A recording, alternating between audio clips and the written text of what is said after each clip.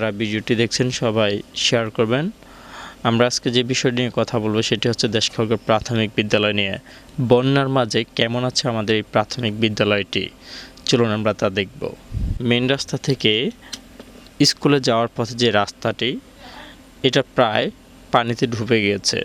আপনারা দেখতে পাচ্ছেন যে এখানে অনেক প্রাণী, যে জায়গা দিয়ে মাটিটা কিছু উঁচু আছে সেখান দিয়ে পানিটা একটু কম আছে।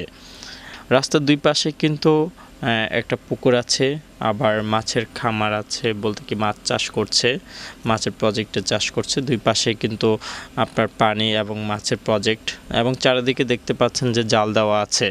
দেখতে পাচ্ছি আর একটু সামনে গেলে আমরা দেখতে পাচ্ছি যে স্কুলের সামনে একটা মাঠের বরাবর, মাঠের সামনে একটা ভেড়া দেওয়া হয়েছে।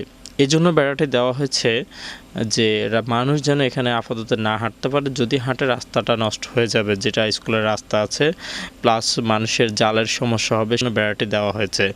আমরা বেড়ার পরে সামনে যাচ্ছি, আপনারা দেখতেই পাচ্ছেন যে স্কুলের সামনে যে মাঠটি আছে, মাঠের মধ্যে প্রচুর পানি, পানির উপরে এক ভাসমান স্কুল দেখা যাচ্ছে। এটি হচ্ছে আমাদের দেশখড়গ প্রাথমিক বিদ্যালয়টি। চলুন আমরা আরেকটু সামনে যাচ্ছি। তার পূর্ব সাইডেও কিন্তু প্রচণ্ড পানি, এবং চারিদিকে ধরতে গেলে চারিদিকে পানি, পানির উপরেই কিন্তু এখন স্কুলটা ভাসছে।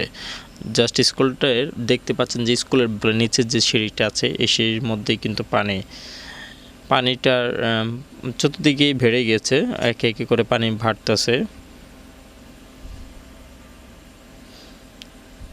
অনেক পানি, এবং পাশে কিন্তু একটা মাদ্রাসা দেখতে পাচ্ছি, সেটাও একদম দেখা যাচ্ছে অনেক দূরেই, জাস্ট পানির মাঝে আসলে দেখা যাচ্ছে যে ওটাও পানির মধ্যে ভাসতেছে। স্কুলের পাশে কিন্তু একটা কবরস্থান আছে, যেটি দেখতে পাচ্ছেন যে কবরস্থানটার চারপাশে কিন্তু পানি।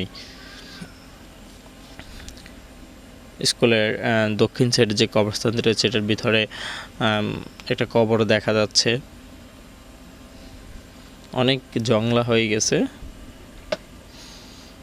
তো সবাই ভালো থাকবেন, আশা করছি ভিডিওটা শেয়ার করবেন, এবং আপনারা দেখতে পারেন যে অনেক অনেক পানি হয়ে গেছে চারিদিকে এই আমাদের বিদ্যালয়টি।